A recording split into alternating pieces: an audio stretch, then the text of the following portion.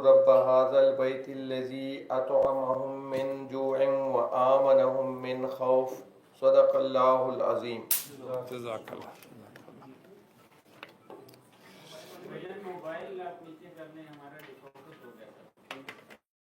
बिस्मिल्लाहिर्रहमानिर्रहीम। अल्हम्दुलिल्लाह वस्सलातु वस्सलामु अला रसूलिल आलमीन। मैं अपनी तरफ से, अपनी मिनिस्ट्री की तरफ से तमाम मीडिया वाले दोस्तों को खुश आमदीद कहता हूँ। और आज अल्लाह ताला 2026 की हज की काबीना ने मंजूर की है।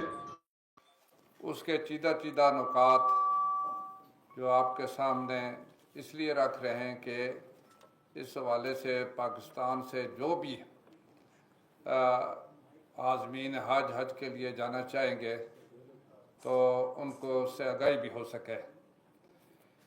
तो सरकारी हज दरख्वास्तें अगस्त के पहले हफ्ते यानी 4 तारीख से शुरू हो जाएंगी। 4 तारीख से इंशाअल्लाह शुरू हो जाएंगी। पाकिस्तान का जो हज कोटा इस वक्त 2006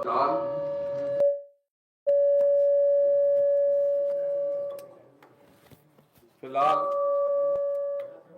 1,79,210 है।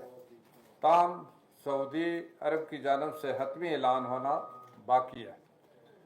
सरकारी स्कीम के लिए 1,19,210 नशस्तें, प्राइवेट के लिए 60,000 नशस्तें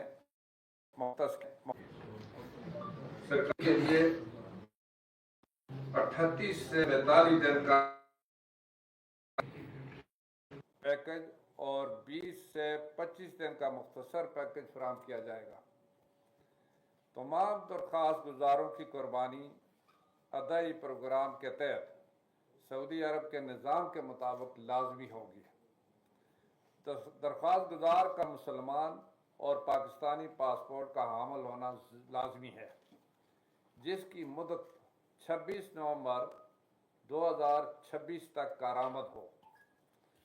12 साल से कम उम्र बच्चों को इस साल हज की इजाज़त नहीं होगी।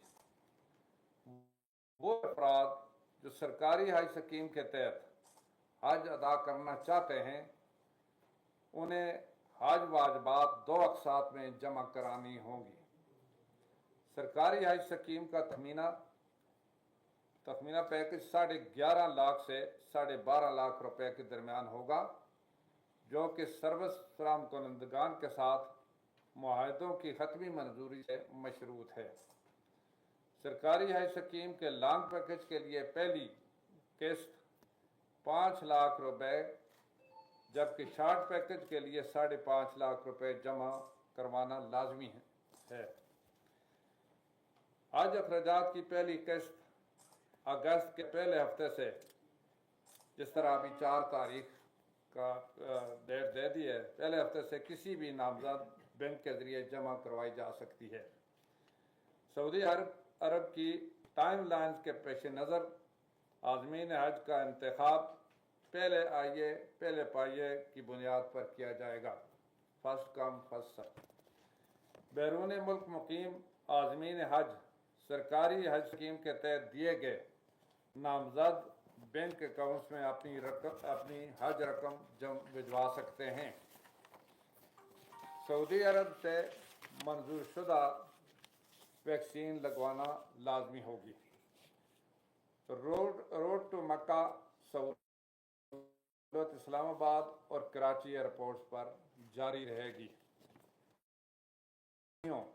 DHC को बैरून मुल्क हाज़मीन हज की बुकिंग की इजाज़त होगी, बशर्ते कि वह अपनी हज की रकम बुकिंग चैनल्स के ज़रिए मुतल्लिका DHC को बैरून मुल्क से फॉरेन एक्सचेंज में मुंतकिल करें, जिसके साथ वो हज करना चाहते हैं।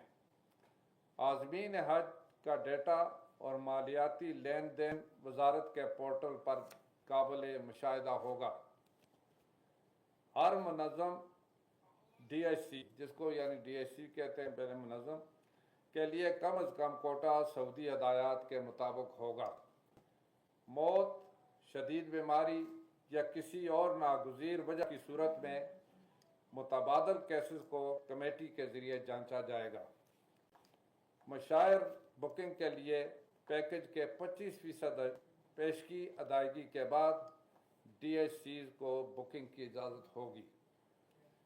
एमसाल प्राइवेट सेक्टर की मालियाती शफाफियत को बरकरार रखने और सऊदी अरब में बरवक्त अदायगी को यकीनी बनाने के लिए फाइनेंशियल सेफ गार्ड्स मुतारफ़ करवाए गए हैं। DHCs को वजारत मजहबी अमूर व बैन मज़ाहब अमांगी मोरा के IT पोर्टल से मुताल्लिक़ हदायत की पाबंदी करनी होगी ताकि शफाफियत और सहूलत यकीनी बनाई जा सके। तीसरे फरीक के ज़रिए सरकारी और प्राइवेट हज स्कीमों की कारकर्दगी का जायज़ा लिया जाएगा। थर्ड पार्टी है। पंजाब IT बोर्ड और डिजिटाइजेशन के ऑपरेशनल कंट्रोल को जारी रखेगा, जबकि मिनिस्ट्री ऑफ IT TIT अपने इदारे NITB के ज़रिए निगरानी करेगा ताकि आज़मीन के डेटा और अदायगियों की रियल टाइम निगरानी, दोहरी बुकिंग और नशस्तों की दस्तयाबी को यकीनी बनाया जा सके। वजारत मजहबी अमूर की मॉनिटरिंग टीम हज ऑपरेशन की मजमूई कारकर्दगी की निगरानी करेगी ताकि खिदमात के मेयार को बेहतर बनाया जा सके। DHC वजारत के साथ सर्विस प्रोवाइडर एग्रीमेंट